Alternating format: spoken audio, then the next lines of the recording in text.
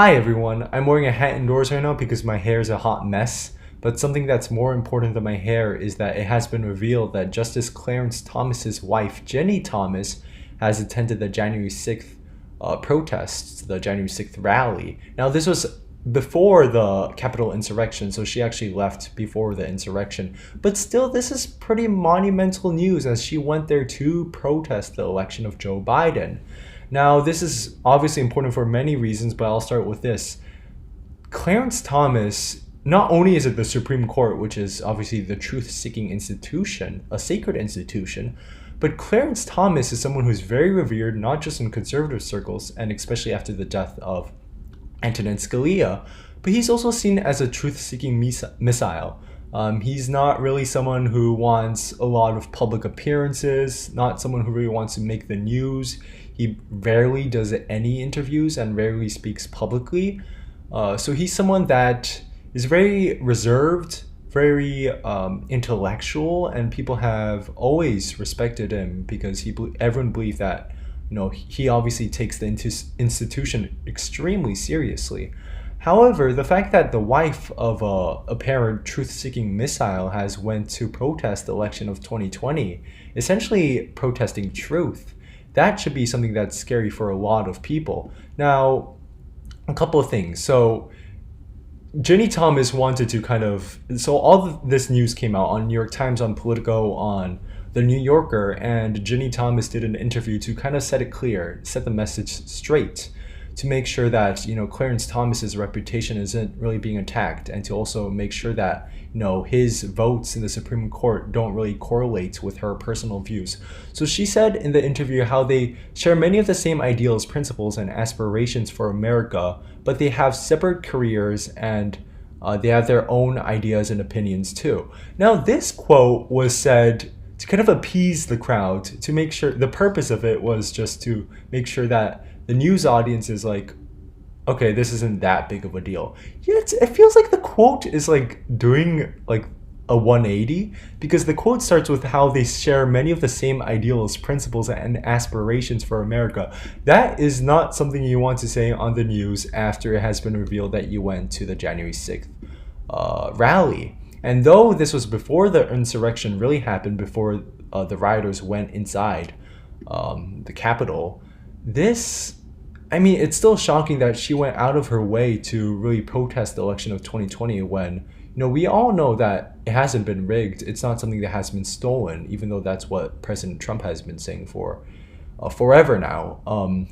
But the fact that, so this is also a recurring pattern. That's also something that people aren't talking much about. This isn't just like a one-time occurrence in which Jenny Thomas went to something very controversial. She has been engaging in really political talks. So she actually went and had her own speeches in which she clearly condemns the Affordable Care Act. So she's someone who's quite outspoken with her views.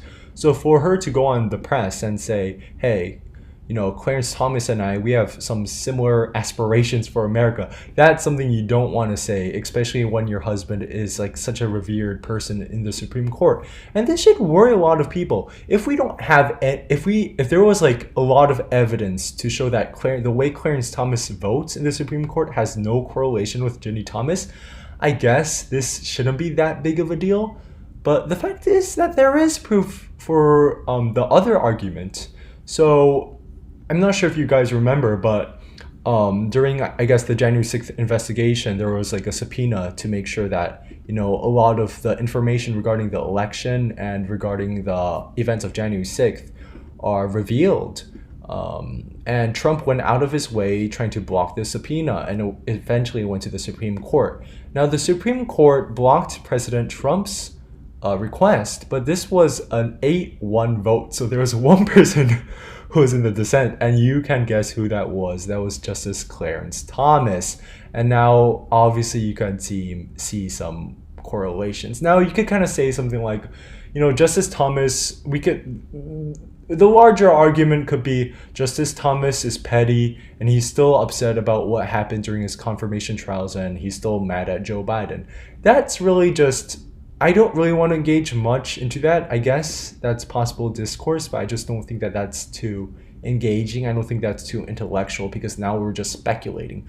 But something that we do know is that the conservative, so we know that we have a conservative Supreme Court. That's pretty obvious. Most people see it as a 6-3 now, though there's like one person that's kind of now shifting. Which will be the Chief Justice.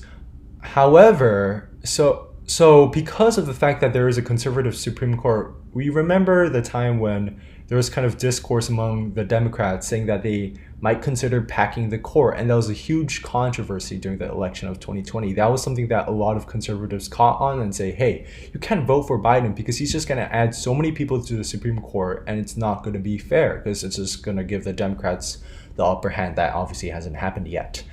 And the conservative argument was basically the Supreme Court is like a sacred institution. It's the hub of truth, it dates back to the origins of the nation, etc., etc. And the fact that Clarence Thomas's wife has went to the January 6th rally, that kind of like that argument doesn't seem so convincing now on the conservative side, because how can the wife of such a revered guy on your side be going to these rallies and obviously not only just showing their political beliefs, which, I don't know, but like protesting something like the election of 2020, which was fair and square. That really is the attack on the truth. Being upset about the Affordable Care Act, that's an opinion. Being upset about thinking that the election of 2020 was stolen, that's just a fallacy. That's just an attack on the truth. So that's what I have to say about this whole Clarence Thomas news. I'm gonna follow up on this because I'm always interested about the Supreme Court and just the things that are happening there. And I'm sure that this year, 2020, there's gonna be a lot of news about the Supreme Court. I also wanted to give a little channel update. I started a blog. It's gonna be quite different from the YouTube channel. This YouTube channel only really deals with political matters. The blog is really about anything, any niche topics. That's why it's called That Is Niche. Thatisniche.com. You could go there, check out the description of this video. You could find it. It's cool. If you enjoy the content here, you're definitely going to enjoy the content there. It's much more casual too, and you could comment as well. The future of this channel, I think I'm trying to make it more active, but we'll see. I think that for so long now, this channel has been very rigid in the sense that, it's very serious. It's almost like journalism, a little opinion, a little news. But I think that in the future it might be a little more creative. You might see, I've been reading some satire, I've been watching some SNL, been reading some Jonathan Swift. Maybe we'll deal with political satire. That'll be fun. So, the future of the channel is just wide open at this point. I wanted to give a brief update. Thank you so much for watching this video, and I hope you have a good day.